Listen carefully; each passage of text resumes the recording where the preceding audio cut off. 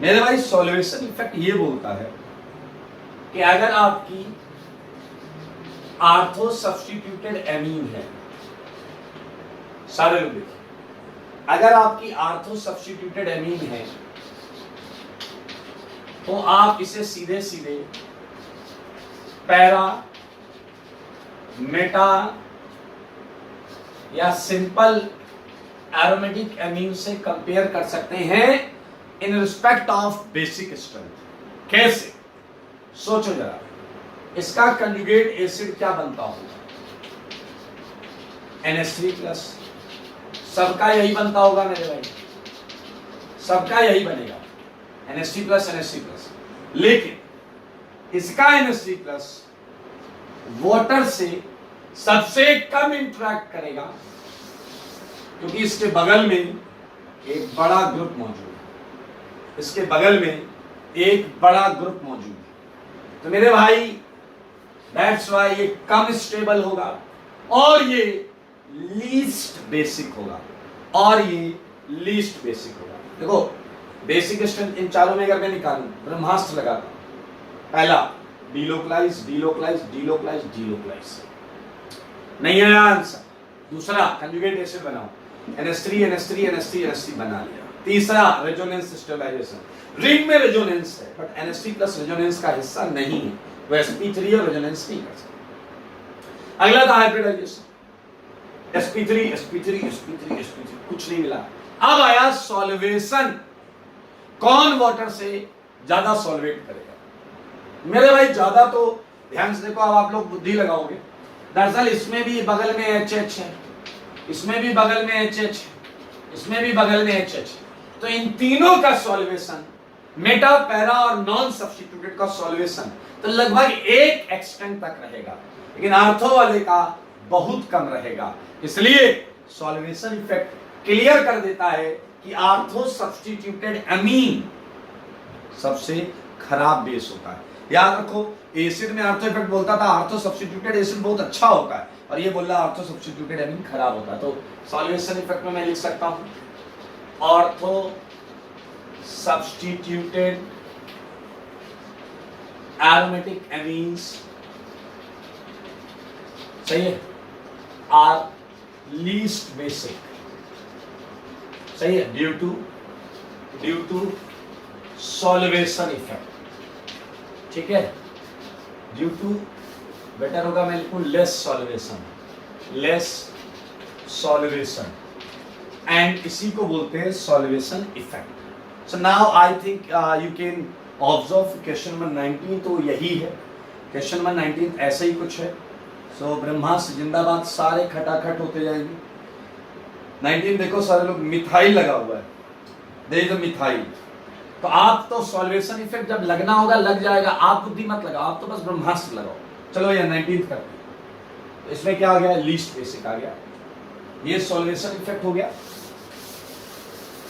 ठीक है, और आप मुझे 19 क्वेश्चन सॉल्व करके दिखाओ। ये क्या है? NH2, नीचे क्या है? मिथाइल। ये क्या है? NH2 methyl. ये क्या है? NH2 methyl. ये क्या है?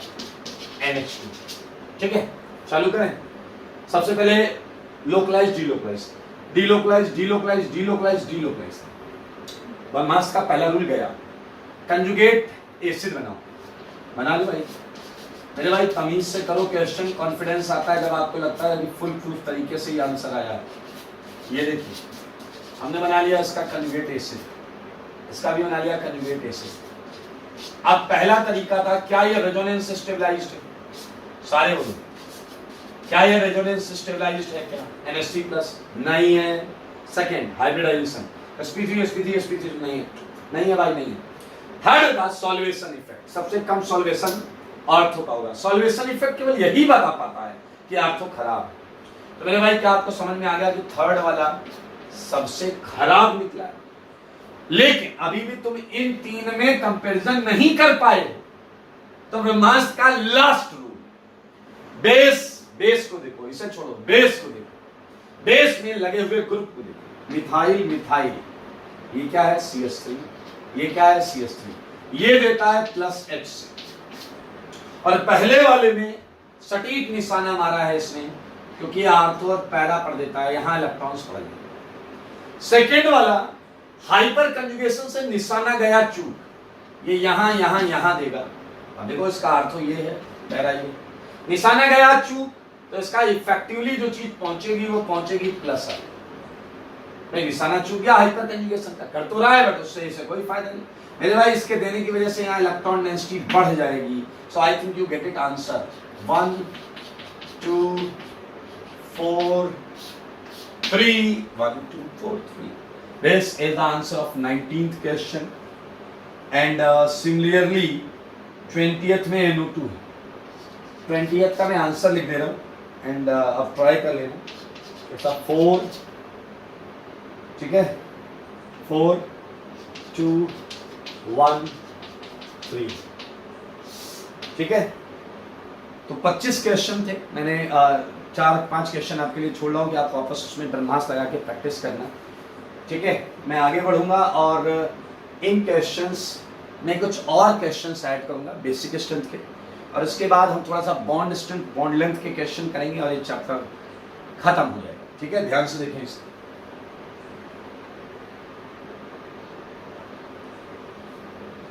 हटा रहे भाई साहब, हाँ ये हटा देते। बेसिक स्ट्रेंथ के आपको कितने क्वेश्चन मिले? 25, ये हटा देते हैं।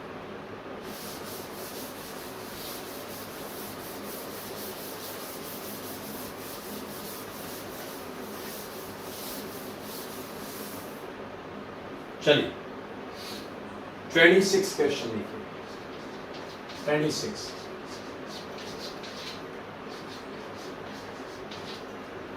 ये नाइट्रोजन, ये नाइट्रोजन,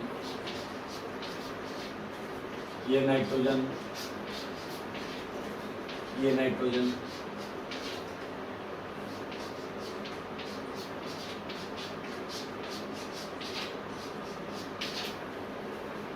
ये नाइट्रोजन, ये नाइट्रोजन। तो नाइट्रोजन वाले सेगमेंट को आपको लेकर चलना है।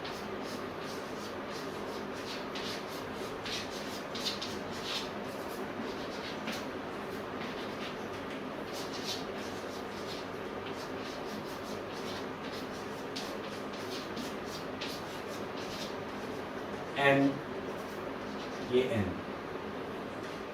सही है, ओके। 28 ये है NME2, ये भी है NME2, नीचे भी है NME2। सो आपको बताना है ऊपर वाले में और नीचे वाले में कंपैरिजन करना है इसके अंदर, ठीक है। सो दीज आर एमीन्स, बहुत आराम से आप इससे निकाल सकते हैं। एक बात हमेशा समझना, 29 कंपाउंड, यहां आपको NH2 मिला है, ठीक है, और यहां आपको मैं एनिलीन दे देता हूं। तो अगर इसमें देखा जाए तो मेरे भाई यहां भी रेजोनेंस हो रहा है और यहां भी रेजोनेंस हो रहा है, लेकिन यहां रेजोनेंस का एक्सटेंट बहुत अच्छा है, क्योंकि ये रेजोनेंस किसके साथ कर रहा है? C double bond. C double बॉन्डों में पोलराइजेशन एक्सटेंट बहुत ज्यादा होता है। बहुत ज्यादा पोलराइजेशन एक्सटेंट होने की वजह से इसके लोन पेयर की इलेक्ट्रॉन डेंसिटी का एक मैक्सिमम पोर्शन यहां से डिस्पर्स हो जाता है, जबकि यहां उतना डिस्पर्स नहीं हो पाता। इट्स समथिंग लाइक यहां, अब आप कोई कहते हैं यहां एक ही डबल बॉन्ड है, इसके अंदर 3-3 डबल बॉन्ड है। मेरे भाई नंबर्स नॉट सो इंपॉर्टेंट। ये एक डबल बॉन्ड मतलब यहां पर ऐसा जैसे एक चाकू मारा गया हो, और यहाँ 3 डबल बॉन्ड इज लाइक जैसे 3 झापड़ मारे गए। इससे उतना असर नहीं पड़ेगा जितना असर यहाँ पड़ेगा। तो इसका बेसिक स्ट्रेंथ ऑर्डर है 2 greater than 1, क्योंकि इसका इलेक्ट्रॉन डेंसिटी मैक्सिमम डिस्पर्स हुआ है। सो ये क्वेश्चंस हैं बेसिक स्ट्रेंथ के, जिन्हें आप अच्छी तरीके से कर लेंगे। एसिड बेस हम लगभग हर टॉपिक, हर सेगमेंट जीओसी का कर चुके हैं, और अब हम जाएंगे लास्ट टॉपिक पर, जिसमें हम बात करेंगे बॉन्ड लेंथ। इसकी बात करेंगे बॉन्ड लेंथ, सब इसी से कनेक्टेड है। Bond length, bond strength, bond energy, bond dissociation, सब इसी से कनेक्टेड है। तो मैं हटा रहा हूँ, नया टॉपिक है तो नए से चालू करेंगे।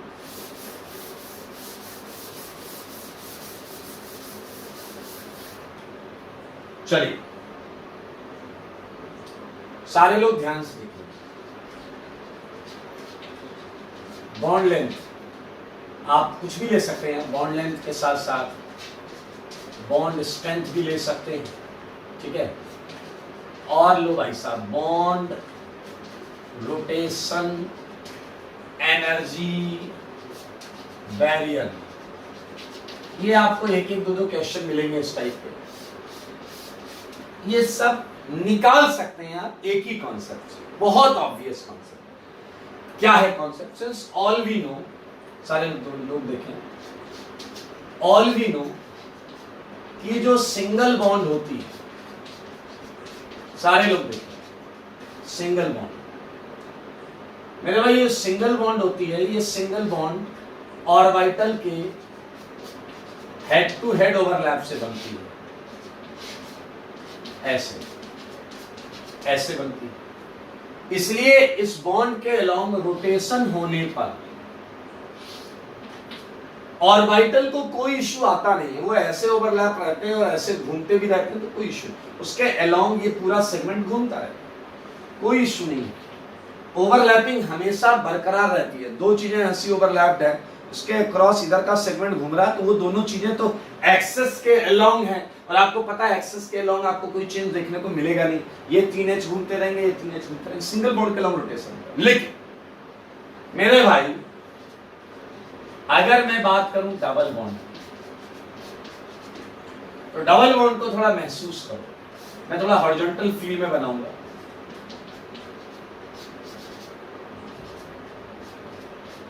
सारे लोग देखें, अब बीच में एक सिग्मा है, एक पाई है, ये सिग्मा था मेरे भाई। सिग्मा तो वैसे ही बनता है जैसे यहां बना था, देखना जरा, सिग्मा तो बिल्कुल वैसे बनेगा जैसे यहां बना था, उसमें कोई इश्यू नहीं, और सिग्मा से कोई इश्यू होता नहीं। इश्यू हो रहा पाई बॉन्ड है, जो पाई बॉन्ड है, दरअसल जो पाई बॉन्ड है मेरे भाई, वो साइड में टच करता है, ओवरलैप करता है,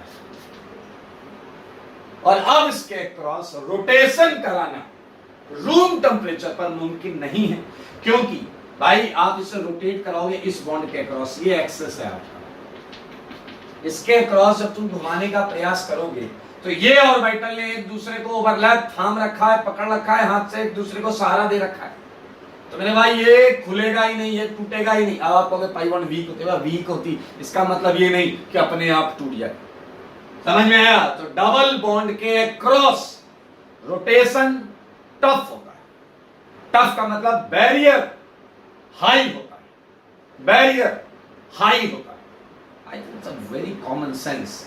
तो दिस इज ऑल अबाउट, यहां क्या है, लो रोटेशन, एनर्जी, बैरियर, यानी कि अगर सिंगल बॉन्ड रहे या सिंगल बॉन्ड कैरेक्टर रहे तो बैरियर कम हो जाएगा, और इधर बैरियर, अगर डबल बॉन्ड कैरेक्टर रहता है तो बैरियर ज्यादा रहेगा। रोटेशन, एनर्जी, बैरियर क्या हो जाएगा, हाई होगा, हाई।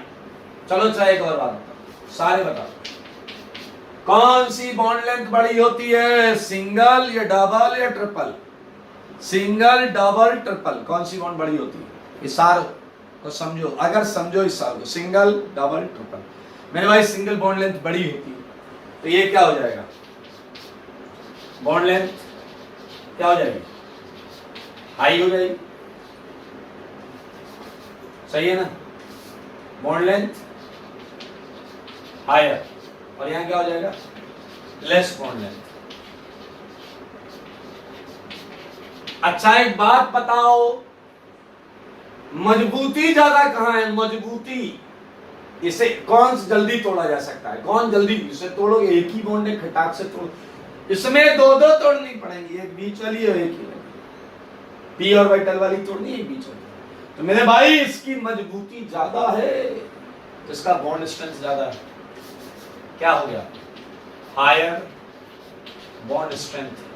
तो मेरे भाई कॉमन सेंस से आप देख सकते हैं, एक भी चीज निकल आई तो अपने आप सब कर सकते हैं, लो बॉन्ड स्ट्रेंथ, अब मेरे भाई फॉर्मूला क्या लिखा जाए इस पर भी डिपेंड करेगा, ध्यान से सुनना तभी मजा आएगा मेरे भाई। कई बुक्स में लिखा होता है, मैं लिख रहा हूं यहां पे कि bond length directly proportional to extent of resonance.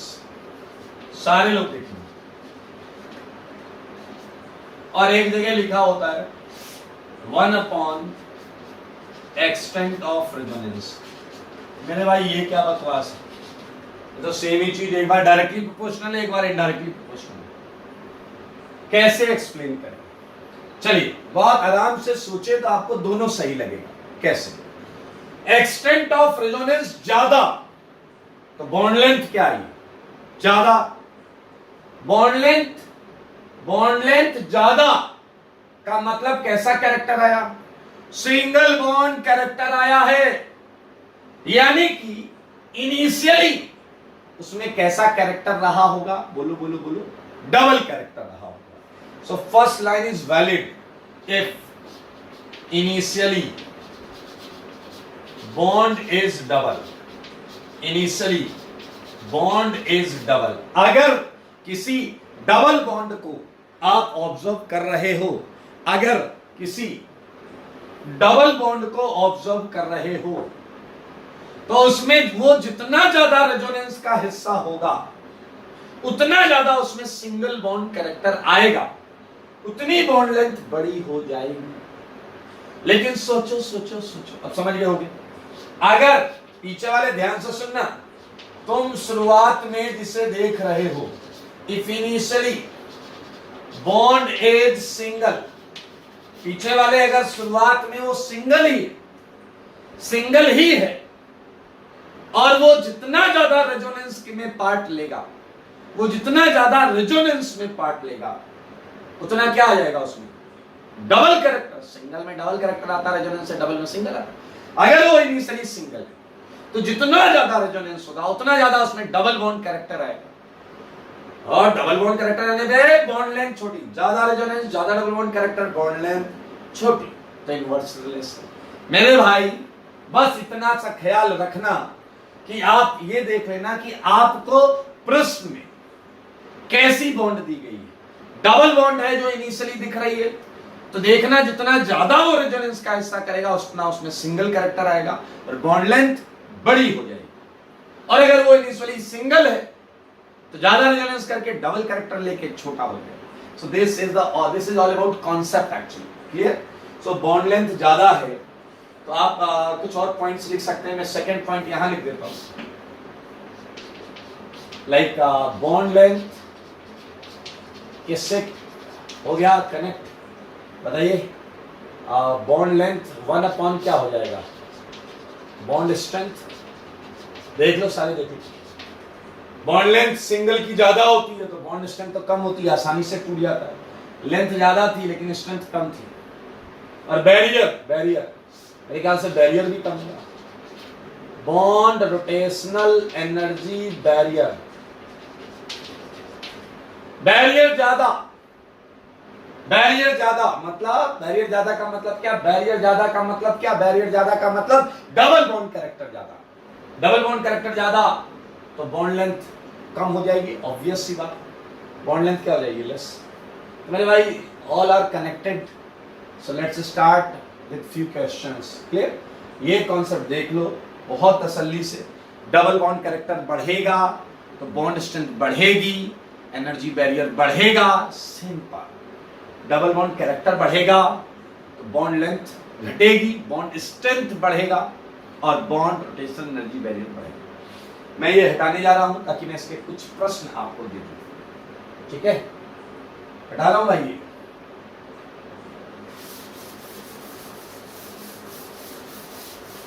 Theory में खूबसूरत लिखी जाए तो बढ़िया तरीके से। आइए क्वेश्चंस करते हैं भाई साहब इसकी। ना क्वेश्चन नंबर 1, सारे लोग ध्यान से देखिए। लाइक मैंने आपको दिया क्वेश्चन, पहले वैसे ही क्वेश्चन देता हूँ जैसे मैंने अभी बोले आप। ये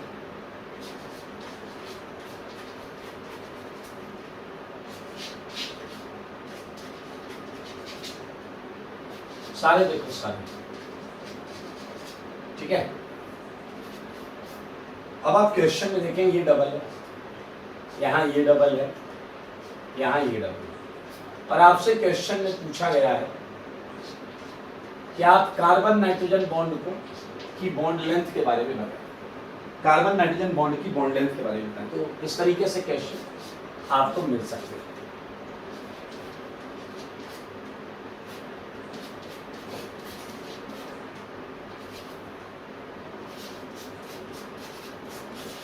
लाइक इन दिस क्वेश्चन आप देख सकते हैं, यहां आपने जिसे टारगेट किया है वो इनिशियली सिंगल है, लेकिन यहां जिसे टारगेट किया है वो इनिशियली डबल है।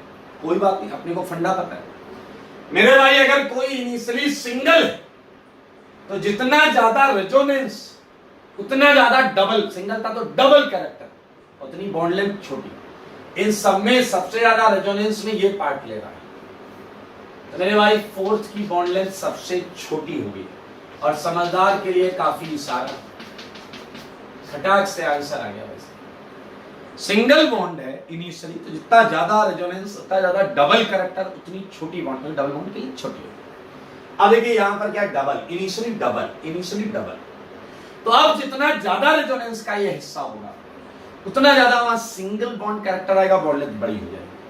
अब जरा ध्यान से देखें ये किससे रेजोनेंस कर रहा है, ऑक्सीजन ऑक्सीजन से, ये Cl ऑक्सीजन से, ये Cl Cl से। मेरे भाई टॉप टू बॉटम साइज का चक्कर होता है। मेरे ख्याल से तुम कहानी समझ गए, मेरे ख्याल से तुम कहानी समझ गए हो। कौन सी ओवरलैपिंग बेहतर होती है? ए टूपी टूपी टूपी टूपी, जबरदस्त ओवरलैपिंग, रेजोनेंस। यहां रेजोनेंस बहुत अच्छा हुआ है, तो डबल में आएगा सिंगल कैरेक्टर सबसे ज्यादा, तो ये बॉन्ड लेंथ बड़ी हो जाएगी। इसका आंसर है 1 2 3। ये है फंडा, बहुत इजी फंडा, बहुत आसान फंडा। सो मैं और क्वेश्चन लिख दे रहा हूं जो आप लोग करके लाइए, देखिए इसे ध्यान से।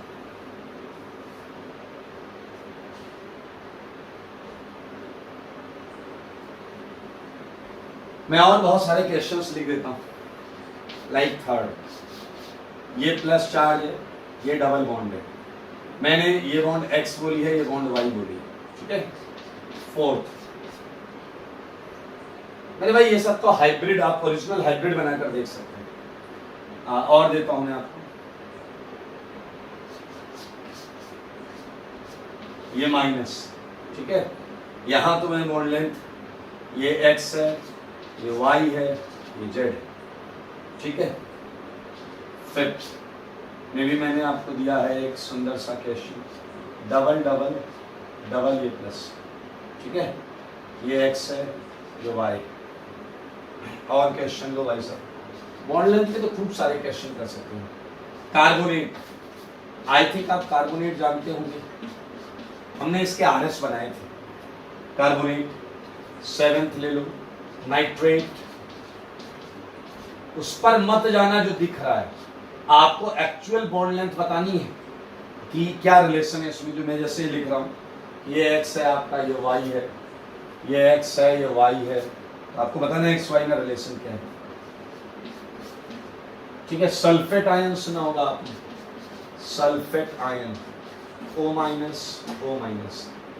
तो मेरे भाई यहां पर भी आप समझ रहे हैं एक्स वाई, इसमें बताना है आपको। नाइन्थ,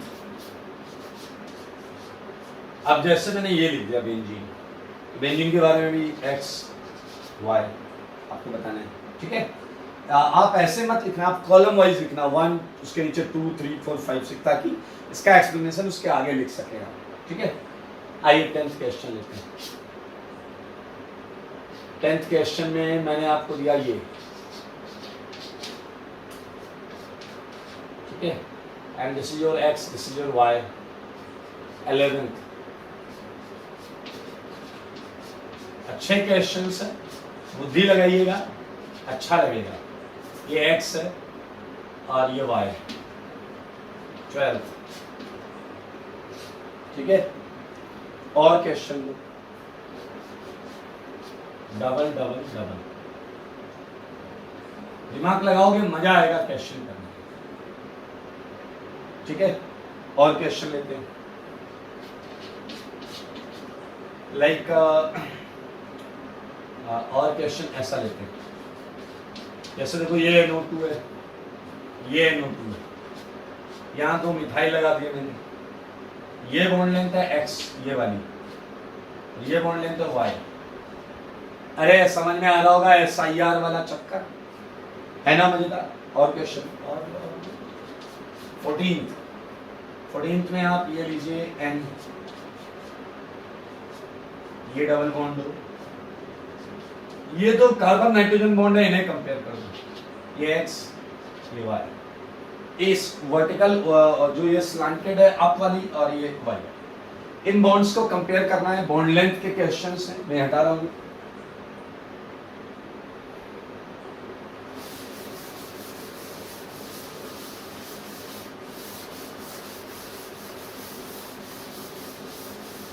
याद रखना बॉन्ड लेंथ सेम तभी आती है, बॉन्ड लेंथ सेम तभी आती है जब हर RS बिल्कुल सेम है, ये याद रखिएगा। ऐसे नहीं कहीं भी बॉन्ड लेंथ सेम बताने लगे।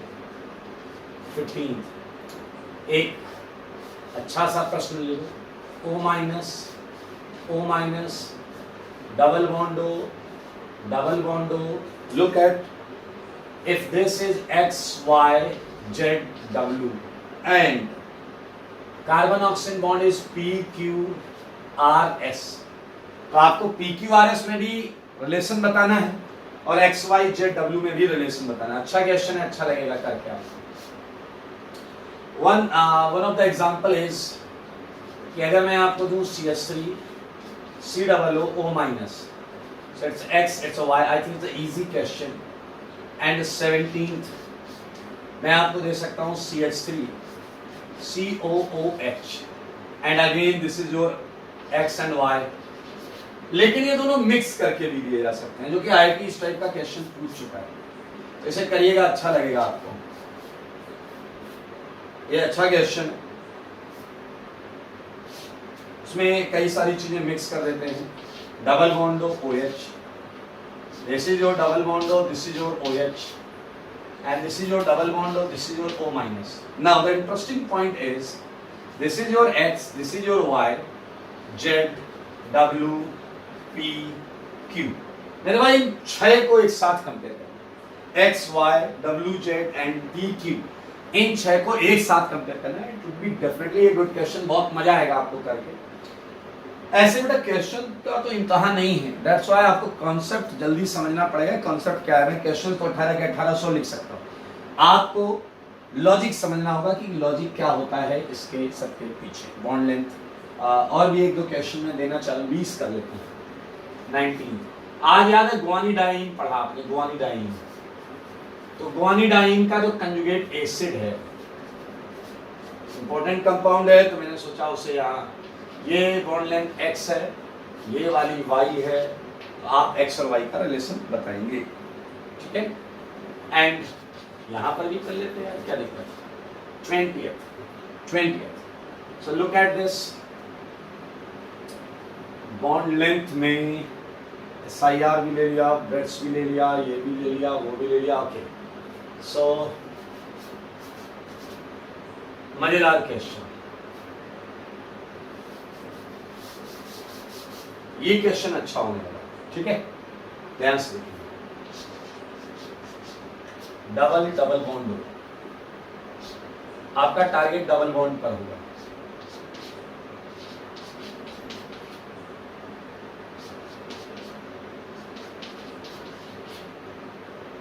So these are 4 questions, I mean compounds, सब में डबल बॉन्ड को टारगेट करो और बॉन्ड लेंथ कंपेयर करना, मजा आएगा, ठीक है। सो ये 20 क्वेश्चन है बॉन्ड लेंथ, इसमें आप बॉन्ड स्ट्रेंथ भी निकाल सकते हैं, बॉन्ड रोटेशन एनर्जी बैरियर भी निकाल सकते हैं। एक आएगा तो आपको पता है, बाकी उसके रिवर्स या डायरेक्ट कनेक्शन के साथ हैं। So apart from this we just finished each and every topic, और आखिरी सेगमेंट में मैं आपको दो तीन क्वेश्चन और कराना चाह रहा हूं। बॉन्ड एनर्जी याद करो, पहली क्लास जिसमें मैंने पढ़ाया था होमोलिटिक और हेटेरोलिटिक बॉन्ड फिजन, वहां मैंने एक डेफिनेशन पूछी थी कि बॉन्ड एनर्जी क्या होती है।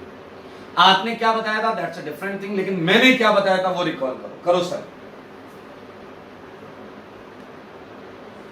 बॉन्ड एनर्जी क्या बताया था? याद करो, रिकॉल करो सारे लोग अपने दिमाग, रिकॉल करिए जल्दी से। बॉन्ड एनर्जी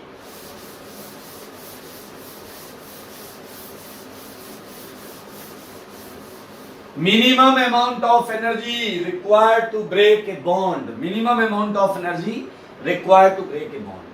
आइए क्वेश्चन लेते हैं, बॉन्ड एनर्जी और मिनिमम एनर्जी रिक्वायर्ड हो रही थी होमोलिटिक फिजन में। होमोलिटिक फिजन में जैसे क्वेश्चन मैंने आपको दिया, मैंने कहा ये जो H है, ये जो H है और ये जो H है, लेट्स कॉल इट 1, इसे 2 और इसे 3। मुझे इन तीनों कार्बन हाइड्रोजन बॉन्ड की बॉन्ड एनर्जी का ऑर्डर चाहिए, इस H का, इस CH का और इस CH का। ठीक है, थोड़ा नीचे लिख लेते हैं, फर्स्ट, सेकंड, थर्ड। मुझे इन तीनों बॉन्ड्स की बॉन्ड एनर्जी कितनी है उस पर हमें करना है। सेकंड में और क्वेश्चन दे सकता हूं आपको, लाइक 1, 2, जहां जहां मैंने नंबर लिखा है वहां के H हमें क्या करने, कंपेयर करना। सो ये हो गया 4, ठीक है, and this one is 5। Her carbon जहां पर नंबर लिखा है उसके CH बॉन्ड की बॉन्ड एनर्जी निकालिए। एक आप घर से कर लेना, it is your 1, 2, 3, this is your 4 and एक और ले लो यार, दिस इज योर 5। मेरे भाई बहुत आसान है। आपको बोला गया था minimum amount of energy required to break a bond, और मिनिमम अमाउंट ऑफ एनर्जी लगती थी होमोलिटिक फिजन में। तो इसका फंडा इतना सा है महाराज कि आप एक एक करके बॉन्ड तोड़ो। पहले नंबर 1 वाली तोड़ो, जब आप पहले नंबर 1 वाली बॉन्ड तोड़ोगे तो आपको यहां रेडिकल मिलेगा। नंबर 2 वाली तोड़ोगे तो यहां रेडिकल मिलेगा। नंबर 3 वाली तोड़ोगे तो यहां रेडिकल मिलेगा। क्लियर? सोचो इन तीनों में सबसे स्टेबल रेडिकल कौन? 3 डिग्री। तो ये बनाने में तुम्हें एनर्जी कम लगी होगी क्योंकि ये स्टेबल है रिलेटिवली, ये सबसे अनस्टेबल। तो इसे बनाने में तुम्हें एनर्जी ज्यादा खर्च करनी पड़ी होगी क्योंकि ये अनस्टेबल है। अनस्टेबल चीजें आसानी से नहीं बनती। तो मेरे भाई bond energy is a simple funda of 1 upon stability of